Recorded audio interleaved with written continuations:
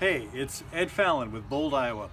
Since January, our climate bird dogs have bombarded presidential candidates with tough questions on climate change. And now we've unleashed the bold climate penguins. Watch out, candidates, these bad birds mean business. So in Des Moines, with 6 pissed off penguins standing in front of him holding signs, Joe Biden talked about climate change way longer than at 3 other Iowa campaign stops combined. He called it a crisis, an existential threat, the moral obligation of our time. So far, so good. But then it got weird. Biden started talking about millions of miles of buried gas pipelines leaking methane and about wooden pipes transporting bad water. We have no idea what he was talking about. And then toward the end of his speech, Biden goes beyond weird to just flat out wrong. Listen to what he says about U.S. energy independence, and then I'll jump back in at the end. That's the deal. Don't worry, I'll get to climate change. I promise.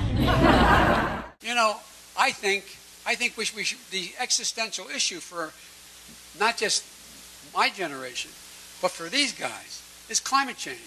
It is a crisis of enormous proportion. It is the moral obligation of our time. Moral obligation of our time. That's why when we did the Recovery Act, Barack and I put so much money in it for climate change. That's why we did things like look into the future. Look, guys, if we just made sure that we made it available to put charging stations on every interstate highway At rational places, people would buy more of these electric automobiles, which drastically cut down emissions. Billions of tons a year. One of the reasons we provided tax incentives for people who were to go out and build and put in windmills is to encourage them. Look what you've done here, the jobs you've created. I go on and on and on. And by the way, I'm one of the first guys to introduce a climate change bill way back in '87, okay? So, by the way, you're preaching the fire. I love you. Keep it going. But here's the deal, guys. Here's the deal. We can afford to do these things. We can afford to do these things. Look, there are several million miles of buried pipe in America. And they're gas pipelines. They're built in the 60s, most of them. A lot of them are leaking methane, affecting the environment. There are hundreds and hundreds of miles of wooden pipe that in fact are literally transporting water. And it's bad.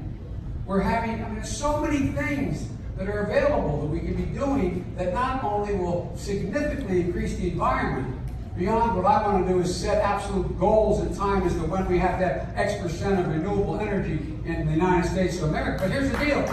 Here's the deal. The idea is to also create an enormous number of middle-class jobs. People can live a decent living.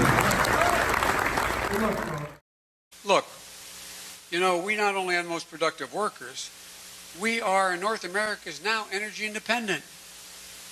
Energy independent. No, it's not Saudi Arabian Peninsula. It's not Nicaragua. It's not it's not you know, South America or anywhere in South America.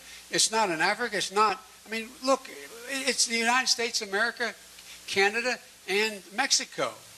And the United States is soon going to be the largest producer of energy of any nation in the world by the end of the 2020s. My Lord, what are we so afraid of?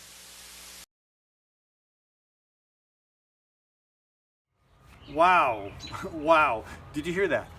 Okay, ignore the fact that Nicaragua is tied for last in oil production and that Biden was probably referring to Venezuela.